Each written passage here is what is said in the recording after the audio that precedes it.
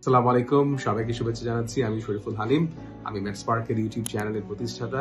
এই ভিডিওটি যারা সামনে এমআরসিপি পার্ট 2 পরীক্ষা দিবেন তাদের জন্য করা। তো আমি রিসেন্টলি এমআরসিপি পার্ট 2 পাস করেছি। আমার কিছু এক্সপিরিয়েন্স আপনাদের সাথে শেয়ার করব এবং আপনাদেরকে কিছু খুব হাই ইয়েল টিপস দিব, যেটা দিয়ে আপনি খুব ইজিলি এমআরসিপি পার্ট 2 করে ফেলতে পারবেন। সো এমআরসিপি পার্ট 2 হলো এমআরসিপি পার্ট 1 এরই কন্টিনিউয়েশন। মানে পার্ট 1 এর যে অ্যাডভান্স লেভেল সেটাই হলো এমআরসিপি পার্ট 2, যেখানে advance decision making, clinical imaging, clinical problem সলভিংটা আপনাকে করতে হবে। তার মানে এমআরসিপি পার্ট 1 থেকে পার্ট 2 ডিফিকাল্টিস একটু বেশি, but not too difficult that you cannot give. আপনি পার্ট 1 পাস করেছেন মানে হলো আপনি পার্ট 2 তে খুব দ্রুতই বসতে পারবেন। মেবি 6 মান্থস অর 7 মান্থসের মধ্যেই আপনি পার্ট 2 তে বসতে পারবেন। সো চেষ্টা করবেন পার্ট 1 দেওয়ার পরে খুব বেশি দিন যাতে গ্যাপ না হয়। Try to give within like 1 that or 2 that এর মধ্যে আপনি দিয়ে দিবেন, ঠিক আছে? আদারওয়াইজ আপনি পার্ট 1 এ যে নলেজটা অ্যাচিভ করেছেন সেটা হয়তো বা আপনার একটু ঝাপসা হয়ে যাবে, তখন আর একটু এক্সট্রা কষ্ট করতে হবে, এক্সট্রা খাটনি দিতে হবে। So try to minimise the gap between part 1 and part 2, number 1. Number 2, what are the resources? Part 1 এ যা রিসোর্স ইউজ করেছেন পার্ট 2 তেও কিন্তু almost similar resource. Textbook, Oxford and notes, and then you have question banks, past medicine, past test, and on exam. 3টে question bank. তবে আমি বলবো যে এখানে টেক্সটের যে কোয়েশ্চেনের গুরুত্বটা আরো অনেক বেশি কম্পেয়ার টু দ্য পার্ট 1, কারণ এখানে কোয়েশ্চেন স্টেম গুলো একটু বড়, টাইম ম্যানেজমেন্ট একটা বিগ ইস্যু, ডিসিশন মেকিংটা একটু complex. So solve as many questions as you can every day. That's the most important part of your preparation.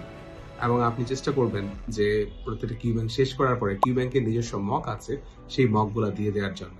এবং এই মকগুলা যে দিচ্ছেন, এই মকগুলাতে যেমন মার্কস আসবে, প্রবাবলি আপনি যে রিয়েল এক্সাম দিবেন সেখানেও কাছাকাছি মার্কস আসবে।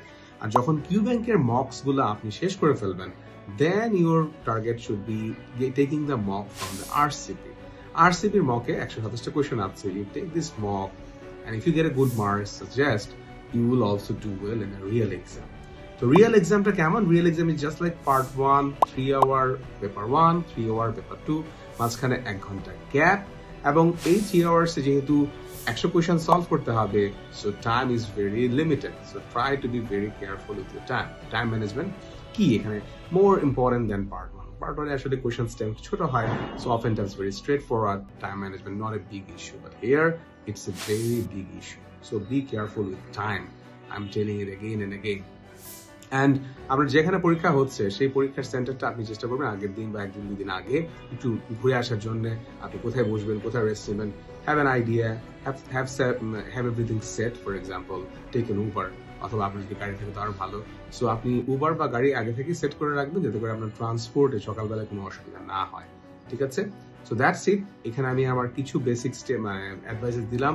আর একটা জিনিস বলতে ভুলে গেছি, সেটা হলো সঞ্জয় শর্মা, আমি পড়েছি। I would suggest you also read that. Stephen Hughes, I'm very nice, so I don't know about it. That's it. So those are my advice for MRCP Part 2. যদি আপনার আর কোনো কিছু জানার থাকে, then you can ask me by WhatsApp. And যারা Part 1 দিচ্ছেন, I have a batch for you, so you can join in my Part 1 course as well. Thank you. এটা আমার ইউটিউব চ্যানেলে যাচ্ছে, এবং ইউটিউব চ্যানেলে যারা সাবস্ক্রাইব করেন নাই, সাবস্ক্রাইব। এবং আপনাদের জন্য আরো অনেক অ্যাডভাইস এবং অনেক ইন্টারেস্টিং ভিডিও নিয়ে আমি আসছি। See you.